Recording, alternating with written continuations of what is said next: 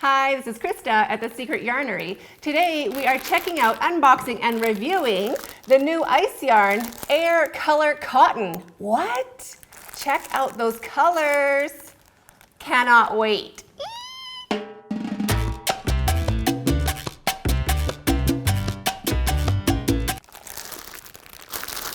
How cute are those?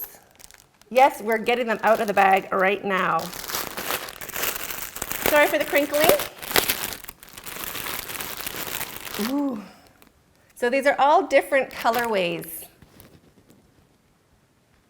How delicious.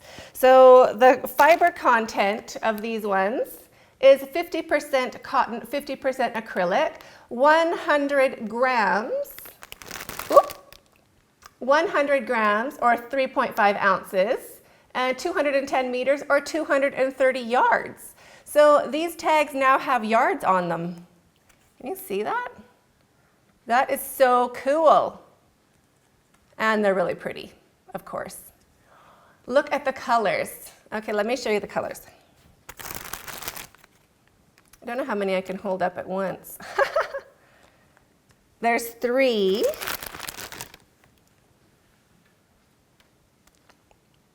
Aren't they great? So the good thing about these, they're 100 grams, but 25 grams of each color. So the colors are separate.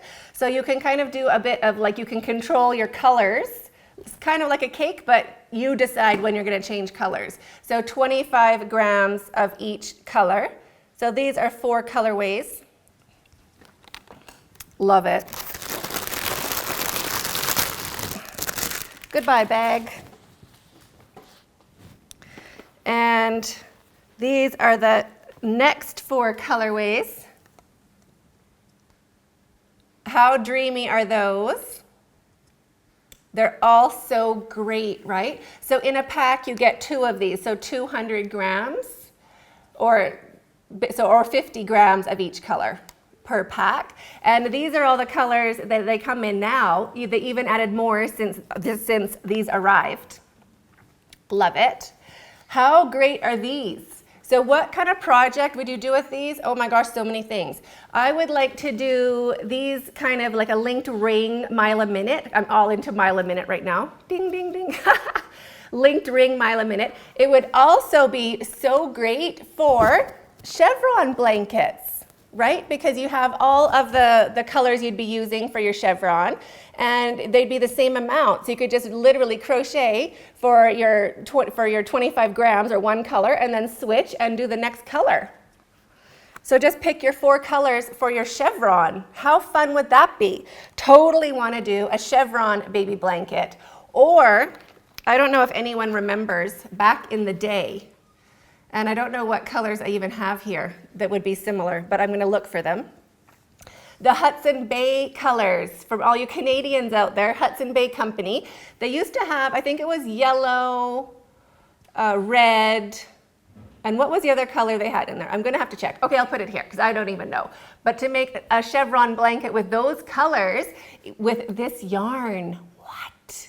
I totally want to do it. So what would you do with it? I'll put those options up in the poll cards. I don't know which side it's on. I really should remember, but I think it's this side. There's a little, if you roll your cursor over or tap it with your finger, there is an exclamation mark. So tap on that and then answer the question of which one you would like to do with this yarn. I love it. It is literally so dreamy soft. And to be honest, when I saw it coming out, I was like, oh, it's Alera. It's the same as Alera, but with a bit of marketing, like put together super cute, super modern. It is actually different than Alera. It has a softness and a shine, like a bit more loose of a weave. But let me get Alera and I will totally show you. So this is Alera and this is Art Color Cotton. And they're both a 3-weight, they're both a DK, both very similar colors. And both the same fiber content. But you can see of how they're wound. Can you see the difference in how they're wound? The Art Color Cotton is loose. If you untwist it a little bit, you can see there's strands of yarn. So this will have really nice drape. Anything that's woven really loosely drapes really nicely. And if you did the same to Alera, nowhere near as loose. It's much more of a tight weave. So that's the main difference. You might also notice Alera is kind of a matte finish. It doesn't really have a shine.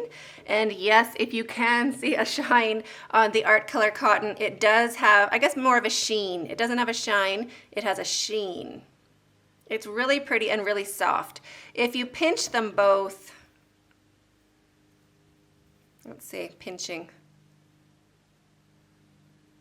They're quite similar, but I would say that the art color cotton goes a bit flatter and the Alera stays in a bit more of a cord feeling, a bit more of a cord shape.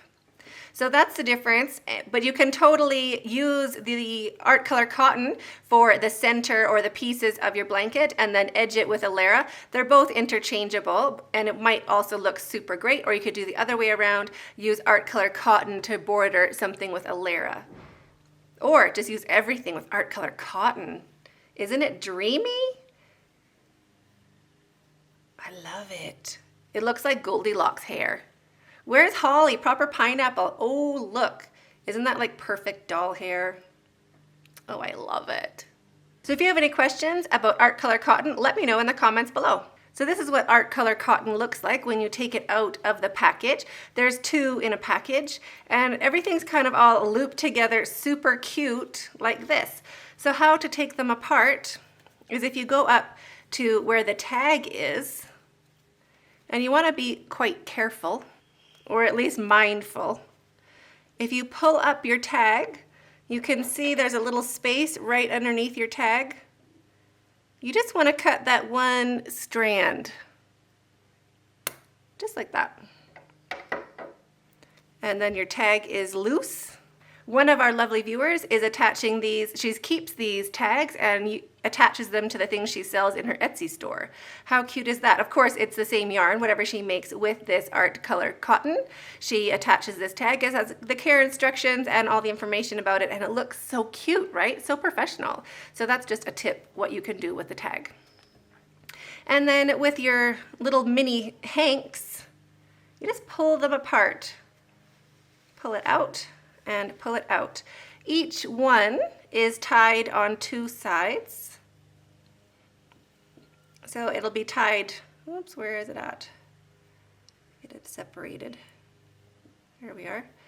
Tied on the one side and on the second. So it's not going to get tangled up, but for now what you want to do is take your yarn ball winder or just by hand and wind it up. So I'm going to cut this one strand, very careful. I just want to make sure I'm only getting that one strand. And if you just hold it out before you cut, you can see that you just have the one strand. Take that one out, and also on the other side. Oh, there's a nice tail waiting for us. Keep that one handy. And same on this side, just check that we're only getting the one strand. There we go.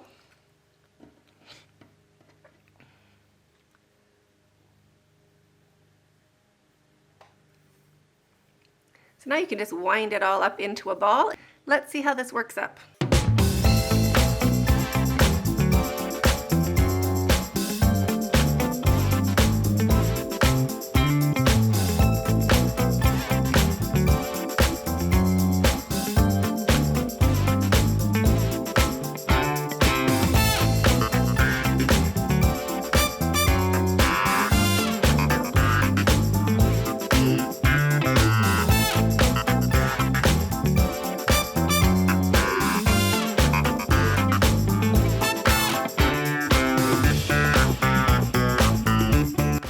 Okay, don't be like me. You're gonna want to cake it up.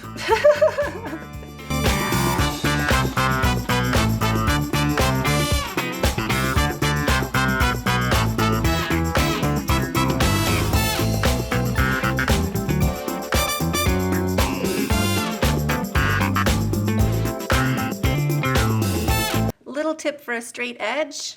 Chain 1, turn your work, and go into your very first stitch, making your actual real stitch. So I just use a chain 1 for turning all the ways and wrap your yarn and go into the very first stitch to make your first real stitch. So I'm doing double crochets. So chain 1, turn into the first stitch, double crochet. And then you end up with a nice straight edge, no matter what. So now I'm using a 6mm hook. This also feels good. Let's see if it's too big. It works up great. Can you see those stitches?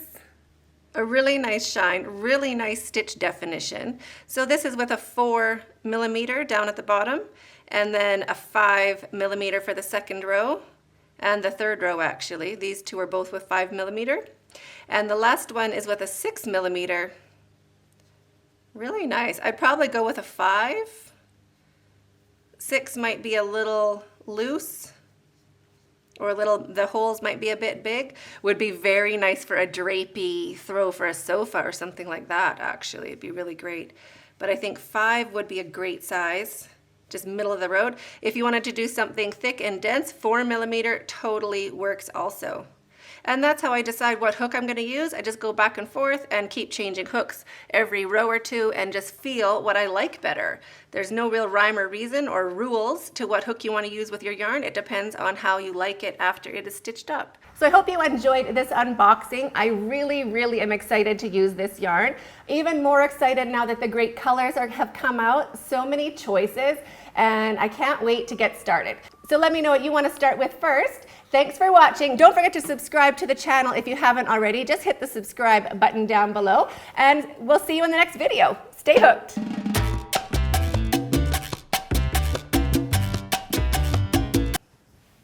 I totally didn't drop it. I'm just saying. Nailed it. I hope. Watch me drop it now. Definitely wind them first. I wouldn't even say cake them. I would say put them in a ball. I have spent about 45 minutes making 2 of these with a yarn ball winder. I have a Swift. I have the Stanwood Swift. Thank goodness for my Stanwood. Never used it in my life. I think I have to use it. So am I impressed right now? Not impressed right now. So yes, I'm going to put on my Swift and see if that eases my pain. So I loved this until I started caking it up. Difficult for me to cake up. I'm sure it would be easier maybe if you went slower. I even tried to ball it up. It just turned into a hot mess. I tried to use a Swift. There's not enough yarn to go around my Swift anyway. I have the Stanwood. So I think you just have to sit literally and very slowly make a ball of yarn out of each of these before you start crocheting with it. If that's something you enjoy doing, totally go for it. I love the colors. The yarn is great. This is a really nice drapey finish. Okay, not to be defeated, but I found a trick and I think it works. 3rd time is the charm. This only took me like 5 minutes. So is it still slow? Yeah, a little bit, but I'll show you how I did it. 2 picture frames because I had them handy.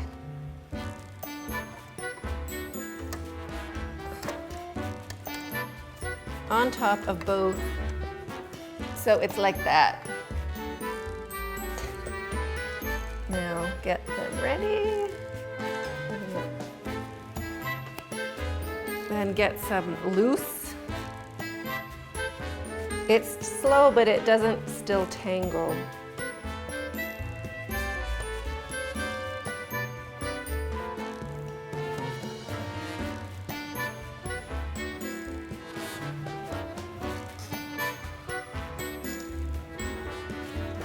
Ta-da! Is it worth it? I don't know. Does it work? Yes. So find something to hold it. Go slow. What do you think about it? And this is not an ice yarn thing. I mean, this is ice yarn, but this, I think, would be the same problem with all of these little fancy arty-farty mini skeins put together. Have you had success caking them up? What is your trick for doing it? I would love to know. So thanks for watching, and we'll see you in the next video. Stay hooked.